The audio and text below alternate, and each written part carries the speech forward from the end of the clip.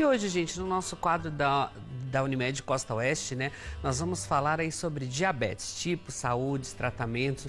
E o nosso convidado é o médico Dr. Mário Toscano Filho. Ele está aqui com a gente e vai falar um pouquinho aí sobre os cuidados especiais que a gente tem que ter, explicar o que é diabetes, que assusta tanto as pessoas, né? Em primeiro lugar, boa tarde, Mário, seja bem-vindo. Boa tarde, Mauro, obrigado mais uma vez pelo convite. A Núbia também sempre entrando em contato, sou produtora, obrigado, sempre um prazer estar aqui. E eu queria que você começasse já explicando pra gente o que é essa diabetes que assusta tanto as pessoas, Mário. Bom, então vamos lá, um tema bem interessante, né, porque é uma doença muito prevalente. O diabetes ele é um grupo de doenças metabólicas caracterizado pela hiperglicemia. Então a hiperglicemia nada mais é do que o aumento do açúcar na circulação sanguínea. E por que isso acontece em alguns indivíduos e outros não? Porque isso é resultante de uma secreção inadequada das células do pâncreas ao secretar insulina, que a insulina é responsável em retirar o açúcar da circulação e armazenar nos músculos para a nossa fonte de energia. Quando essa secreção acontece de forma inadequada, instala-se, então começa a subir o açúcar no sangue e instala-se o diabetes. Então pode ser por secreção inadequada do pâncreas ou por uma resistência periférica à ação dessa insulina. Doutor Mário, e assim, existe vários tipos também de diabetes?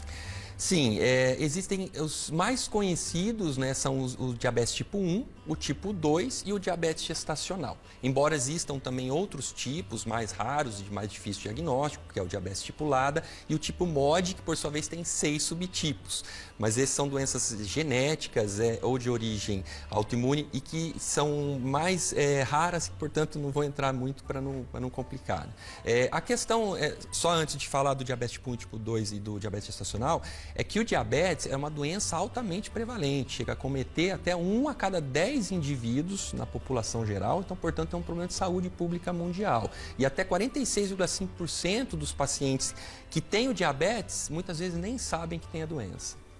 Doutor, e assim, e tem sintomas diferentes entre esses tipos também? São sintomas diferentes? Os sintomas da hiperglicemia, que é o que caracteriza o diabetes, são os mesmos, certo? O que diferencia esses tipos é o momento do diagnóstico, certo? Então, mas de sintomas, basicamente, o indivíduo que está com hiperglicemia, ele passa a ter muita sede, então ele tomar muita água excessivamente ao longo do dia, ele passa a urinar muito, ele passa a ter muita fome e mesmo assim perde peso. Então a gente chama de polis, né, que é a poliúria, polidipsia, polifagia e emagrecimento. Também pode ter vista turva, pode começar a ter problemas de formigamento nas mãos, nos pés, são sintomas decorrentes da hiperglicemia. Agora, por exemplo, o diabetes tipo 1, o momento diagnóstico geralmente é na infância, tá? Na infância ou adolescência, porque é um diabetes de origem autoimune. Então, geralmente, já acomete a criança. E geralmente é de forma abrupta, de forma aguda. Essa criança vai parar numa emergência totalmente sintomática, com emagrecimento, consumida, e numa situação chamada cetoacidose diabética.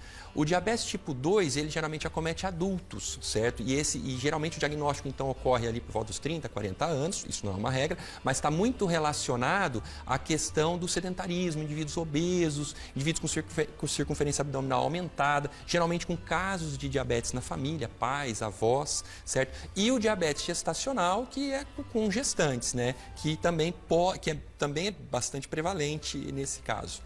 Doutor, e já na diabetes gestacional, ela demanda um cuidado a mais por ser gestante? Sim, então assim, por que acontece o diabetes na gestação, certo? Então, que não tem daí relação genética, não tem relação autoimune, é porque a gestação ele é um estado diabetogênico, que a gente chama, porque os hormônios placentários, eles têm ação antagônica à insulina. Então, eles fazem a insulina, de vez fazer o papel dela, eles acabam gerando um aumento da glicemia. E é extremamente perigoso se não tratado, certo? Tanto é que os critérios para o diagnóstico do diabetes gestacional são diferentes, né? Os valores glicêmicos são diferentes do diabetes tipo 1 e tipo 2, dá o diagnóstico. E ele é perigoso porque ele pode gerar uma malformação fetal, risco de aborto e o risco do bebê nascer muito grande, que chama macrosomia. Bebês que nascem grandes têm grande chance de serem adultos obesos e também virem a desenvolver o diabetes tipo 2 na fase adulta. Por isso precisa ser tratado. Por isso que é importante estar sempre com os exames de dias e ter esse controle também. E o que seria, doutora, a pré-diabetes? O pré-diabetes é uma situação que chama-se de risco aumentado para o diabetes. Então, em termos de critério assim, diagnóstico, né, quando a gente fala, o indivíduo vai fazer um exame de sangue em jejum, colher o sangue, o normal da glicemia é até 99, certo? No sangue.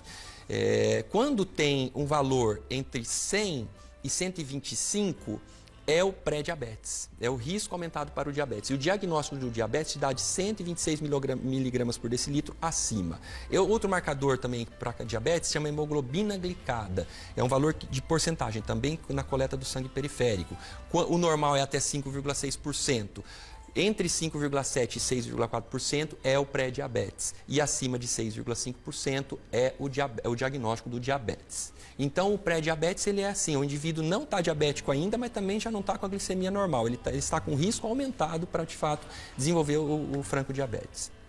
Doutor Mário, e como que é feito o diagnóstico para ter certeza como que está ali o caso? Então, são com esses exames que eu te falei. Esse exame de sangue, simples exame de sangue. Vai fazer um check-up, de preferência, né, antes mesmo de ter sintomas, vai fazer exames preventivos. Colhe exame de sangue periférico em jejum de pelo menos 8 horas, certo? E dosa-se, então, essa glicemia de jejum, hemoglobina glicada, outro marcador chama-se frutosamina, também pode ser, e também existe uma curva glicêmica. Quando, por exemplo, você colhe o exame de sangue, a glicemia de jejum deu normal, hemoglobina glicada deu alterada. Aí ficou a dúvida, tem ou não tem diabetes? Aí você pede a curva glicêmica, que é aquele exame que você vai colher o sangue em jejum, depois você toma um xarope, que é bem doce, que é uma dextrose, né? E aí sim você vai dosar a curva nas gestantes 1 hora e 2 horas, após 1 hora, e no público em geral após 2 horas. E aí também, quando dá alteração ali, você tem o diagnóstico do diabetes. Doutor, e assim, há causas definidas para o desenvolvimento do diabetes? Olha só, do tipo 1 não tem a causa, não tem a causa autoimune. Então, assim, o indivíduo já nasce com uma programação por uma falência das células beta do pâncreas, as células responsáveis por produzir a insulina. Então, assim, qualquer pessoa pode ser acometida. Inclusive, tem menos relação com a histórico familiar, certo? Vale lembrar que o diabetes tipo 1 a prevalência é de 5 a 10% da população. O diabetes tipo 2, que é a grande maioria, acomete de 90 a 95% da população, aí sim tem alta relação com histórico familiar, pais, avós diabéticos, com sedentarismo, com obesidade, com um estilo de vida inadequado, falta de atividade física, consumo excessivo de açúcares e carboidratos, então, e aumento da circunferência abdominal. Esse é um parâmetro muito importante, que esses indivíduos têm maior predisposição a desenvolver o diabetes. E o diabetes gestacional, que pode acometer de 12% a 18% das gestantes, ou seja, então é alta prevalência também, não tem uma causa definida, certo? Tem mulheres. Agora, estar acima do peso, começar uma gestação acima do peso, também predispõe a um risco aumentado para o diabetes gestacional. Doutor, e sobre o tratamento, como que geralmente ele ocorre? Conforme está o caso? Perfeito. Não, varia de acordo com o diabetes. Diabetes tipo 1, como o pâncreas não produz insulina, o tratamento obrigatoriamente tem que ser com insulina. Você tem que tratar com insulina do diagnóstico até para toda a vida, certo? O indivíduo não tem como, porque assim, ele não produz insulina. Então, se você não aplicar insulina diariamente nesses indivíduos, eles podem vir a óbito, certo? Então, já diagnosticou, diabetes tipo 1, começa o tratamento com insulina desde o início. E somente com insulina, não dá para associar medicamentos orais, tá?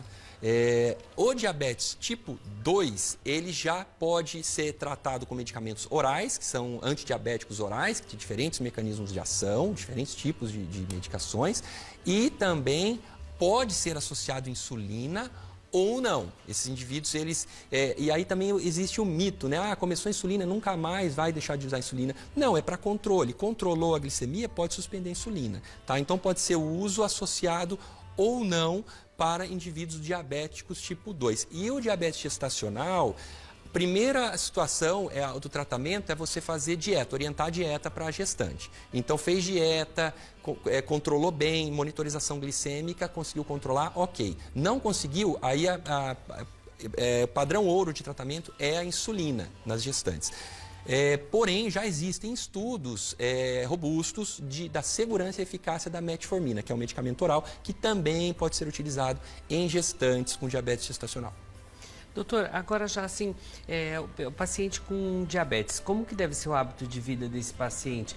Ele vai ter que controlar muitos alimentos? Como que é a vida depois que já foi feito o diagnóstico?